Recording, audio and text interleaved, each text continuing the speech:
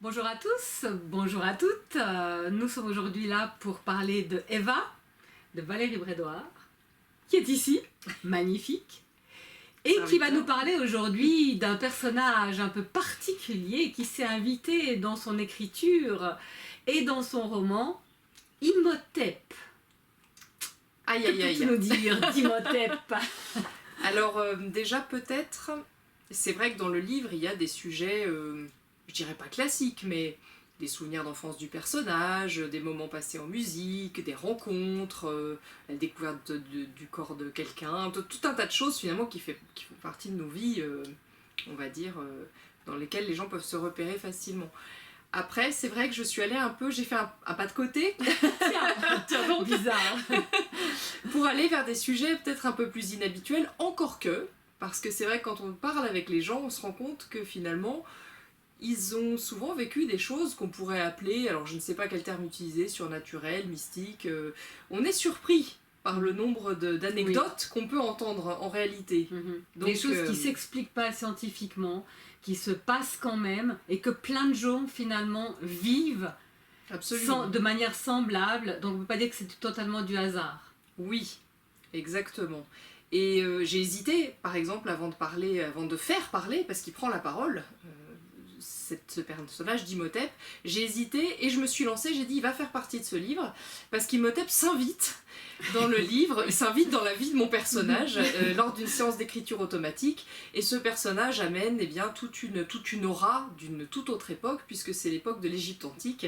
Donc il va parler de la construction, parce qu'Imhotep était... Alors je me suis renseignée après coup, parce que je n'avais pas forcément fait de recherche avant d'écrire ce chapitre, mais c'est un personnage extrêmement important de l'Égypte antique, c'est une très grande figure qui a été, alors j'espère ne pas dire de bêtises, mais qui a été à l'origine de la construction en pierre des pyramides, qui est à l'origine de la construction de la pyramide de Saqqara, notamment ce magnifique complexe extraordinaire de Saqqara. Et donc ce personnage arrive chargé de symbolique, chargé de symboles, chargé d'histoire, et il a aussi ce langage d'un autre temps. Et j'ai voulu lui laisser la parole. Je ne pas lui donner la parole, c'est lui laisser la parole dans le livre.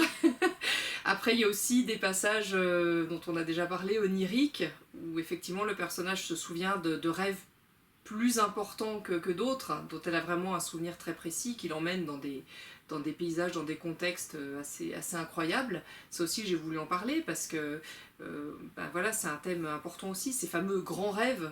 Je ne sais plus qui c'est qui disait grands rêves, mais c'est des rêves qui nous touchent, c'est des rêves qui peuvent même transformer notre vie, donc ça j'ai voulu aussi en parler. Et aussi sa relation avec un oiseau, à un moment donné, alors ça sera peut-être étonnant pour certaines personnes, mais mon personnage a à un moment donné une prise de contact avec un oiseau, tout simplement. Cet oiseau la transporte, l'amène aussi à s'élever, et j'ai voulu traiter de tous ces sujets parce que ça fait partie de la vie aussi. Et je suis convaincue avec le temps, avec l'expérience, qu'il ne faut pas en avoir peur.